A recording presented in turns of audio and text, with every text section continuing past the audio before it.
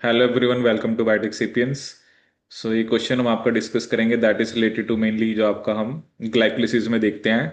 तो क्वेश्चन यहाँ पर क्या दे रखा है कि जो inter conversion of fructose 6 phosphate to fructose 1,6 bisphosphate, जैसे हम ग्लाइकोलिसिस में पढ़ते हैं कि जो फॉस्फोफ्रक्टोकाइनेज होता है वो फ्रक्टोज 6 से फ्रक्टोज 1,6 बनाता है। That is a critical step in central metabolism in plants. Following are certain statements regarding this inter conversion. पहली स्टेटमेंट है कि जो फॉस्फोफ्रक्टोकाइनेज है that catalyze the C6 phosphorylation of fructo 6 phosphate. देखो फ्रक्टो 6 फॉस्फेट में 6 पे तो पहले से ही हो रखी है।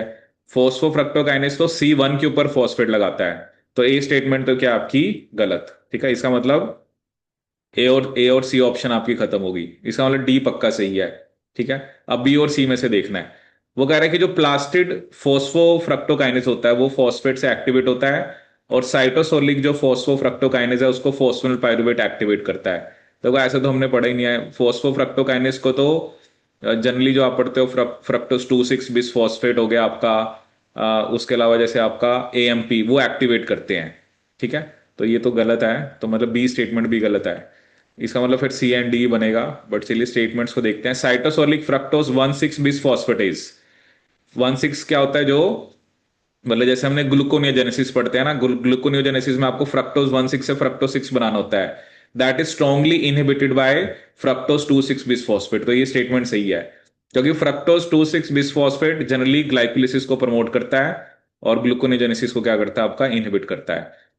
फिर उसने लिखा कि pyrophosphate dependent phosphofructokinase catalyze the reversible reaction of inter conversion of fructose 6 to fructose 1,6। ठीक है। देखो नॉर्मली जो फॉस्फोफ्रक्टोकाइनेज हम पढ़ते हैं वो इरिवर्सिबल स्टेप होता है ग्लाइकोलिसिस के अंदर। बट ये चलो आप एक नया पॉइंट यहां पर आपको देखने को मिला है प्लांट्स के अंदर। पायरोफॉस्फेट जो डिपेंडेंट फॉस्फोफ्रक्टोकाइनेज होता है वो रिवर्सिबल रिएक्शन कराता है of inter conversion of fructose 6 to fructose 1,6 बिसफॉस्फेट। Otherwise when we talk about glycolysis तो वहां पर फ्रक्टोज 6 से फ्रक्टोज 1,6 वाला स्टेप क्या होता है आपका? That is a irreversible step, ठीक है। बट पायरोफॉस्फेट जो डिपेंडेंट फॉस्फोफ्रक्टोकाइनेज होता है वो रिवर्सिबल रिएक्शन करा सकता है of inter conversion of fructose 6 to fructose 1,6 bisphosphate. So this is about this question. I hope you like this video. Thank you so much.